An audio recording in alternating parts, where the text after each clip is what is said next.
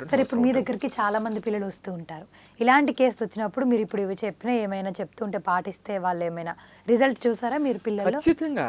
నేను అదే కదా, నేను ఇవన్నీ మాట్లాడి ప్రాక్టికల్‌గా చేసి చెప్తున్నాను కదా! Okay sir. సో, మనం ఇప్పుడు కోచింగ్ క్లాసెస్‌లో 2-6 లక్షలు కడతారండి.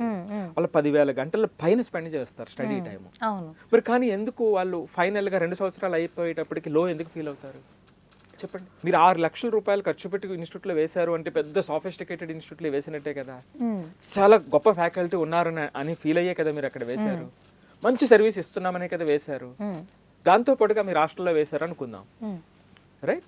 సుమారుగా 10,000 గంటల పైన వాళ్ళు వర్క్ చేసి ఉంటారే. అవును. మరి 10,000 గంటల పైన వర్క్ చేసి ఉన్నా చివరికి వచ్చేటప్పుడు మ్యాథ్స్‌లో 15 మార్కులు రాలేదు, 20 మార్కులు రాలేదు అనేటువంటి వాళ్ళు ఎంతమంది ఉన్నారు? అవును. మరి ఏం జరిగింది? ఓకే. అర్థమవుతుందా మీకు? సో ఇవి అర్థం చేసుకోవాల్సినటువంటి విషయాలు. మరి దీనికి ఎవరు కూడా మాట్లాడరు. నేషనల్ మెంటల్ హెల్త్ సర్వే 2024 ఏం చెప్తుందంటే 38% ఆఫ్ జేఈ నీట్ ఆస్పిరెంట్స్ 38% ఆ డిప్రెషన్ సిమ్టమ్స్తో కలిగి ఉంటారు ఓకే. అనేటువంటిది ఈ సర్వే చెప్తున్నటువంటిది. సో కాబట్టి ఇక్కడ మనం ఆలోచించాల్సినటువంటిది ఏమిటంటే దీనికి మనం ఏ విధంగా హ్యాండిల్ చేయాలి, ఏ విధంగా గైడ్ చేయాలి. ఓకే.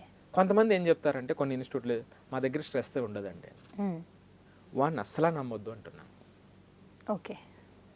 ఇప్పుడు నేను ఇందాక సర్వేలు చెప్పాను కదా, స్ట్రెస్ లేకపోవటం అనేటువంటిది ఆ 2 సంవత్సరాలు వాడు ఏదో అటు ఇటు గడుపుంటాడు. 2 సంవత్సరాల తర్వాత స్ట్రెస్ వస్తుంది వాడికి. ఓకే. ఆడు అసలు మొత్తం లో ఫీల్ అవుతాడు. ఇక్కడ మనం మాట్లాడవలసినటువంటిది ఏమిటి, వచ్చిన స్ట్రెస్ని ఎలా మేనేజ్ చేయాలి, ఆ వచ్చేటువంటి డిగ్రీ ఆఫ్ స్ట్రెస్ని ఎలా తగ్గించుకోవాలి, ఓకే. ఇది కదా మనం మాట్లాడవలసినటువంటిది. ఎప్పుడైనా సరే ఏ పని అయినా సరే మీ స్థాయికి మించి ఎక్స్పాండ్ అవ్వటం కోసం చేస్తున్నటువంటి దానిలో ఖచ్చితంగా అది డిస్కంఫర్ట్గా ఉంటుంది, కంఫర్ట్ ఉండదు.